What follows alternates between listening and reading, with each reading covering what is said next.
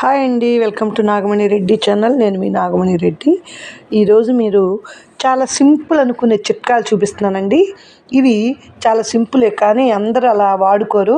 అలాంటి టిప్స్ చూపిస్తున్నాను. అవన్నీ మీరు కూడా ఒకసారి ఫాలో అవ్వండి. మీకు నచ్చినాయి అనుకోండి, మీ ఫ్రెండ్స్కి రిలేటివ్స్ షేర్ చేయండి, లైక్ చేయండి. అలాగే నా ఛానల్ కొత్తగా చూస్తుంటే సబ్స్క్రైబ్ చేసుకోవడం మాత్రం మర్చిపోవద్దండి. సబ్స్క్రైబ్ చేసుకుని ఇలాంటి హెల్తీ సింపుల్ ఇవన్నీ చూడండి. ఇప్పుడు చూద్దాము.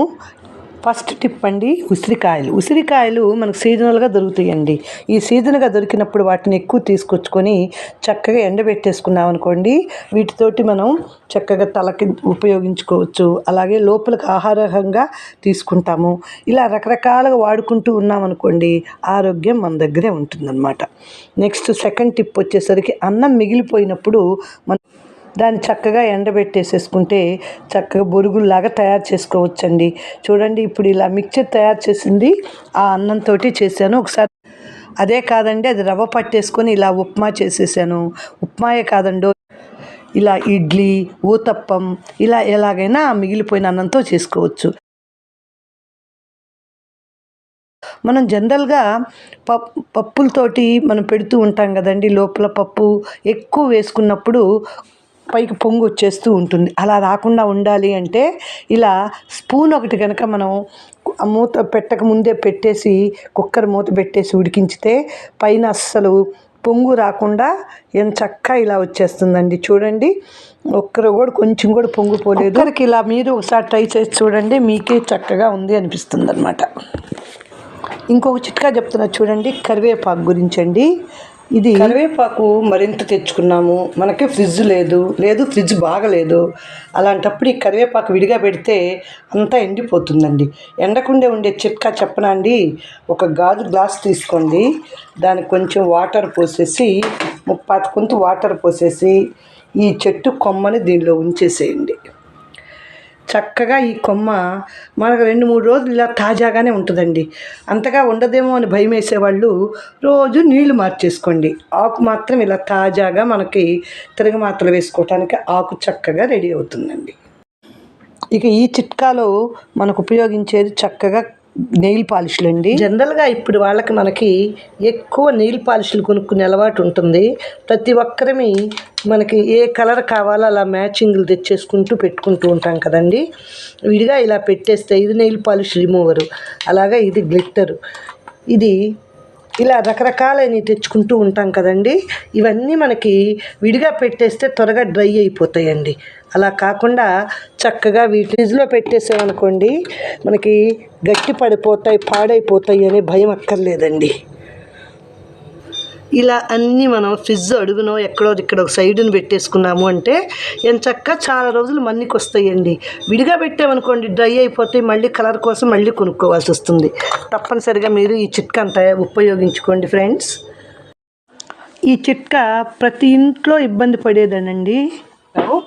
ఇల్లు తెచ్చుకునే ఈ కర్రలు తెచ్చుకుంటామండి, కానీ ప్లాస్టిక్ కర్రలు వచ్చినప్పుడు, లేదు ఇనుపు వచ్చినప్పుడు తుప్పు బట్టి పాడైపోతుంటాయి, కానీ అడుగును మాత్రం చక్కగా ఉంటుందండి. ఇది నాకు ఇల్లు తుడుచుకునే గుడ్డ అనమాట. ఇది ఇల్లు తుడుస్తాలంటే మామూలు వాటికన్నా చాలా బాగా వస్తుందండి. అందుకని ఇది ఊడిపోతే నేను దీనికి ఏం చేశానో తెలుసా అండి, ఒక మంచి కర్రను తీసుకొని చక్కగా కర్రకి ఇలా ఫెవికాల్ పెట్టి అంటించేసాను. ఇప్పుడు మనకి ఈ బ్రూమ్ రెడీ అయిపోయింది. అదే విడిగా కొంతమంది అనుకోండి తెలియక ఇది పనికి రాక పడేస్తూ ఉంటారు. ఇది చక్కగా ఇలా ఉపయోగించుకోవచ్చండి.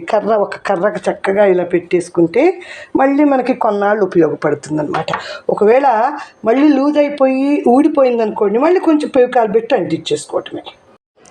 ఈ చిట్కాలో మనం ఎండు ద్రాక్ష ఎలా స్టోర్ చేసుకోవాలి హోమ్ మేడ్ చూపిస్తున్నా. ఇవేంటో తెలుసా అండి? మనం హోమ్ మేడ్ తయారు చేసుకున్న కిస్మిస్ అండి. ఒకవేళ బయట కొనుక్కున్న వాటిలాగా ఇవి నిలవ ఉండవేమో, పాడైపోతాయి అనుకుంటే కనుక మనం చక్కగా ఒక డబ్బాలో పెట్టేసి ఎండపెట్టుకున్నాక మూత పెట్టి ఫ్రిడ్జ్లో పెట్టేసుకుంటే మనకి హోమ్ మేడ్ కిస్మిస్ ఈజీగా రెడీగా చాలా రోజులు పనికి వస్తాయండి. విడిగా మనం ఇలా కవర్స్లో పెట్టుకుంటూ ఉంటాం కదా, కవర్లో వచ్చినప్పుడైనా సరే కవర్లో అంటే నిలవ ఉండవు. అదే కనుక మనం చక్కగా ఒక డబ్బాలో పెట్టి ఫ్రిడ్జ్లో పక్కన స్టోర్ చేసుకుంటే అవసరమైనప్పుడల్లా తీసేసుకొని వాడుకోవచ్చండి. ఇది హోమ్ మేడ్ ఎలా చేసిన వీడియో కూడా ఉంది, చూడండి ఫ్రెండ్స్. ఇక లాస్ట్ చిట్కా అండి ఇది. బాదం పప్పులను ఎలా స్టోర్ చేసుకోవాలి. ఇవి బాదం పప్పు అండి. ఎంచక్కా మనం ఒకేసారి కేజీలు తెచ్చుకునే బాదం పప్పులు దాచుకుంటూ ఉంటాం కదా, విడిగా పెట్టేస్తే అవి చీమలు, పురుగులు, అలాగే బూజు వాసన రావటం, కొంచెం ముక్క వాసన వస్తాయండి ఎక్కువ రోజులు ఉంటే. అలా కాకుండా ఏ డ్రై ఫ్రూట్స్ అయినా సరే ఇలా గాజు బాటిల్స్లో కానీ లేదా ఏదైనా కంటైనర్స్లో ఎంచక్కా మనం స్టోర్ చేసేసి ఫ్రిడ్జ్లో పెట్టేసుకున్నాం అనుకోండి, నిల్వ చాలా రోజులు ఉంటాయండి. పావు కేజీ తెచ్చుకునే వాళ్ళకైతే సమస్య లేదు కానండి, ఒకేసారి కేజీ తెచ్చుకుంటాము బయట పెట్టేసి పాడు చేసుకునే కన్నా ఇలా చక్కగా ఫుల్గా నిండుగా పెట్టేసుకొని చక్కగా 8 కంటైనర్లో ఫ్రిడ్జ్లో స్టోర్ చేసుకుంటే మనం 7-8 నెలలకు తీసుకున్నా కూడా ఇవి తాజాగానే ఉంటాయి. వాసన ఏమి పురుగు పట్టకుండా వాడుకోవచ్చు. ఒక్కొక్కటి కేజీలు వచ్చి దగ్గర 800-900-1000 ఉంటుంది కదండి. ఇలాంటివి పాడు చేసుకోకుండా కన్నా ఇలాంటి చిన్న చిట్కా యూజ్ చేసుకోండి. చూశారు కదండి చిట్కాలన్నీ. ఇవన్నీ మనకు చక్కగా ప్రతి ఒక్కరికి తెలుసు అనిపిస్తాయి కానీ యూజ్ చేసుకోము. ఇక్కడ చూశాకనే తప్పనిసరిగా వాడుకొని మీరు చక్కగా అలా ఫాలో అవ్వండి. మీకు నచ్చిందనుకోండి తప్పనిసరిగా నా ఛానల్ సబ్స్క్రైబ్ చేసుకొని బెల్ దగ్గర టచ్ చేయండి. మీ ఫ్రెండ్స్కి, రిలేటివ్స్కి షేర్ చేయటం, లైక్ చేయటం అసలు మర్చిపోవద్దు. అలాగే ఉంటానండి, మళ్ళీ మంచి వీడియోతో వస్తా. Thanks for watching friends. Bye.